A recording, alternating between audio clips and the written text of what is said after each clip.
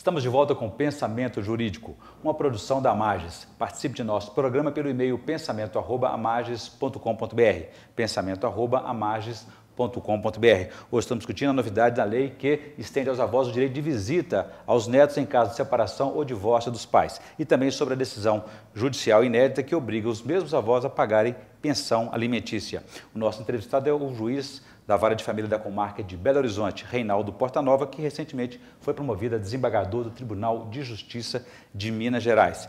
Doutor Reinaldo, como eu disse para o senhor no bloco anterior, há uma crítica a essa decisão judicial do Superior Tribunal de Justiça que obriga os avós maternos e paternos a pagarem pensão alimentícia em caso de inadimplência do pai ou do responsável pela pensão alimentícia. Segundo o IBDFAM, que é o Instituto Brasileiro de Direito de Família, ele não concorda com essa decisão e diz o seguinte: avós maternos não deveriam ser implicados, porque a mãe já faz a sua parte e que o mundo masculino novamente teria vencido. O que o senhor acha dessa crítica? Eu não sinto nada de mundo, o problema não é de mundo masculino. O problema é o direito do menor, é o direito da criança e do adolescente a uma vida digna. Então, o que me parece é o seguinte: a implicação que existe com relação a alimentos é da família em função, como nós já falamos, da consanguinidade e do parentesco. Não vejo privilégio nenhum com relação aos homens terem vencidos ou as mulheres terem vencido, ou existir essa disputa entre homem e mulher. Porque avós maternos são também tem uma mulher que é avó materna. Então, não existe. E tem uma avó que é paterna. Então, esses fatos, sim, eles são exteriores a essa discussão. A discussão é a seguinte: uma criança que necessita alimentos em função do fato de o pai, nós estamos falando do pai, porque a mãe sempre consegue um recurso para sustentar os filhos, em função de que o pai não possa atender.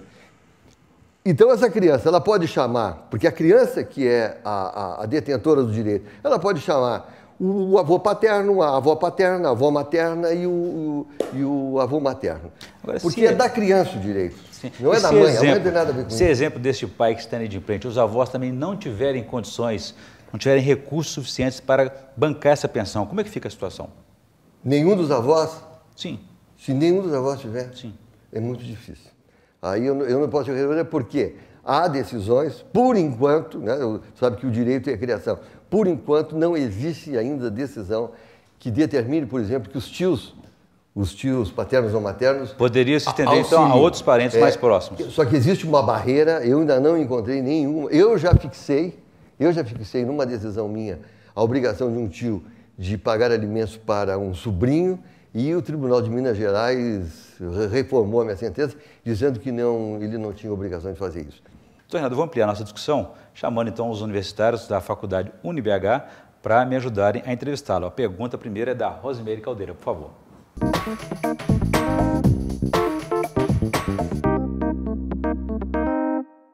Gostaria de saber se os avós podem pedir alimentos aos netos. É o que eu disse antes, a Rosimeire é uma menina inteligente. É o que eu disse antes. O problema é a consanguinidade. E os avós ainda, se forem pessoas idosas, terão a favor deles o Estatuto do Idoso. Aí a coisa sai, né? O problema sai da órbita da família para entrar na órbita do Estatuto do Idoso. Como o direito a alimentos se estabelece pela consanguinidade e pelo parentesco, tanto o neto pode pedir para o avô, como o avô pode pedir para o neto. Se os avós quiserem, eles podem se responsabilizar solidariamente pelos alimentos? Bom, o problema da solidariedade não existe em termos de alimentos, porque a obrigação alimentar dos avós, nesse caso específico, ela é subsidiária, ela não é solidária, é subsidiária. É na falta do pai ou da mãe que os avós vão ingressar na relação jurídica para satisfazer a necessidade alimentar do filho. Mas não existe solidariedade, isso aí já é mais ou menos consagrado. Evidente que essa decisão que nós lemos aqui, que é do STJ, cria uma certa solidariedade entre os avós, mas não entre o avô e o pai, é entre os avós. No caso de um avô ser demandado, o outro ter que entrar na relação jurídica para dar uma satisfação alimentar para o neto. Se os avós se responsabilizarem solidariamente pelos alimentos, haverá preferência na prisão dos pais do alimentando? Pois é, o problema da prisão dos pais já é outro departamento. O problema da prisão é o seguinte: se o pai deve alimentos, existe um processo que vai coagi-lo, essa prisão, né? A prisão, a ameaça de prisão, é para coagi-lo, para forçá-lo, a ameaça, para forçá-lo a pagar os alimentos. Agora, eles dizem o seguinte, eu ouvi muito isso lá na terceira vara. Pois é, mas quando decreta a prisão, o dinheiro surge. Só que vão para a prisão aqueles pais que efetivamente não têm recursos, não têm recurso nenhum para pagar. Por isso que eles vão para a prisão. Porque eu estive na prisão e é algo doloroso. Aquilo lá é um próprio holocausto brasileiro. A prisão no Brasil é o holocausto brasileiro. E o devedor de alimentos, ele não é um delinquente, esse delinquente comum. E vai para uma jaula igual a todos os... Não seria um caso de uma pena alternativa? Pois é, no Rio Grande do Sul, com relação aos avós, eles estão decretando a prisão domiciliar. Agora, eu, pessoalmente, eu sou contra a prisão domiciliar dos avós, porque não existe prisão subsidiária. A Constituição proíbe isso. A pena não pode passar do criminoso, do delinquente. Então, se o pai não tem condições de pagar e está sob ameaça de prisão, ou está foragido da justiça para não ser preso, etc., etc., convocam os avós. Agora, eu entendo pessoalmente que os avós não pode ser decretada essa prisão do avô por falta de pagamento. Porque, como é uma obrigação subsidiária e não é a principal, eles não são atingidos. É um ponto de vista meu. Eu até andei dando algumas entrevistas aí para a criação de um abrigo só para devedores de alimentos, porque eles não podem, pela situação especial deles, serem misturados com o delinquente comum. Eles não são um delinquente comum. Mas na realidade social nossa, doutor Reinaldo, existe o caso de pais que não têm realmente recurso e pais omissos e negligentes. Existe o pai omisso e negligente, eu até concordo. Só que vai para a cadeia o omisso e o negligente e outros que lutam com dificuldades num sistema que é perverso, um sistema de desemprego, de baixos salários, e que parece que agora a doutora presidente Dilma está tentando reverter essa situação aí, que o Lula já tentou reverter e que foi uma situação criada pelo neoliberalismo que imperou no Brasil durante 8 anos. Perfeito. Agora, doutor Reinaldo, vamos agradecer também a participação dos estudantes da faculdade UniBH, a Rosemary e o Gustavo, que nos ajudaram a fazer essa entrevista aqui.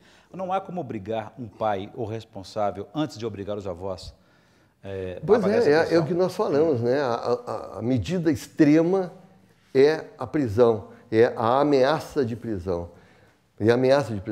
Agora, é muito difícil, inclusive, prender os pais, sabe? É muito difícil. Porque nós vivemos numa sociedade, queiramos ou não, uma sociedade desorganizada, em que a população é muito móvel. O camarada hoje está morando aqui em Belo Horizonte, assim como está morando em Ribeirão das Neves, em Betim, em Contagem, em Janaúba, em São Romão, Governador Valadares ou Estados Unidos. Né?